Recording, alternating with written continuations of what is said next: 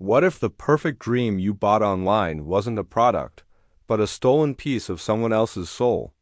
Imagine Ethan. His life is gray. A tiny apartment, a dead-end job, and the ghost of a dream he once had to be an artist. His only color, his only escape, comes at night. He plugs into Dreamware, a service by the giant corporation, Somnus Corp. For a price, he can download any experience imaginable. One night, he's a space marine conquering alien worlds. The next, he's a rock star playing to a sold-out stadium. He wakes up exhausted but feeling like he's truly lived. Then, the crushing weight of his actual, boring reality slams back down. One evening, he downloads a top-rated experience, The Architect's Utopia. The dream is incredible. He's designing a breathtaking, futuristic city, feeling a surge of purpose he's never known. But then, something strange happens, a glitch. A face he recognizes from his dull office life appears in his perfect dream city. It's Liam, his cynical coworker. In the dream, though, Liam isn't cynical. He's a brilliant engineer, and he hands Ethan an ingenious solution for the city's power grid. Ethan wakes up confused. The real Liam barely knows how to change a light bulb. How could he have come up with that? This isn't a one-time thing. The glitches get more frequent. More faces from his real life start popping up in his purchased dreams. A barista from his coffee shop appears as a wise philosopher. The quiet guy from accounting shows up as a virtuoso musician. They offer advice, whisper warnings, or just exist in the background, always feeling slightly out of place. Ethan tries to ignore it, telling himself it's just his brain mixing up data, trying to make sense of the downloaded information. But a seed of doubt has been planted. This feels too real, too specific. Driven by annoying curiosity he can't shake, Ethan decides to find the real Liam after work. Maybe there's a logical explanation. He finds Liam not at a bar, but in his small, cluttered apartment, hunched over a complex schematic. Liam looks exhausted, frustrated, but also intensely focused. And the problem he's trying to solve on his workbench, it's eerily, impossibly similar to the energy grid problem from Ethan's Architect's Utopia dream. In that moment, a horrifying realization crashes down on Ethan. Somnus Corp doesn't create dreams. It harvests them. These aren't manufactured fantasies. They are the real, vivid, unlived dreams of millions of people, stripped of their identities, packaged, and sold to the highest bidder. The glitches weren't glitches at all. They were echoes, faint signatures of the dream's true owners breaking through.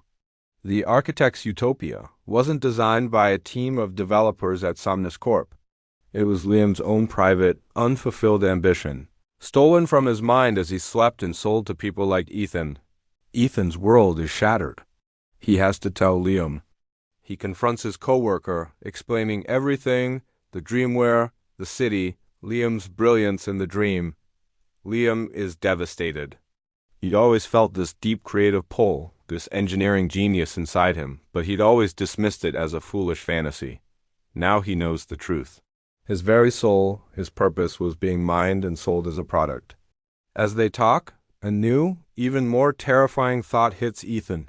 His own forgotten dream, his passion for being an artist, could it also be out there? Is someone else downloading the starving artist's masterpiece, living out the life he was too afraid to pursue? He realizes they are all victims, he and Liam and millions of others. They weren't just consumers of an escape. They were unwitting accomplices in a system that preyed on human potential. Their escapes were built on the stolen purpose of others. This couldn't stand. They had to do something. They decided to fight back. Fueled by a shared sense of righteous anger, they combined their talents. Liam, now aware of his own genius, begins to channel his engineering skills with a newfound fire. And Ethan, inspired by the tragic cost of unlived dreams, rediscovers his own artistic drive. Together, they create something revolutionary. Not to destroy Somnus Corp, but to render it obsolete. They build an open-source device, something they call the Dream Reclaimer. It's not for downloading other people's experiences.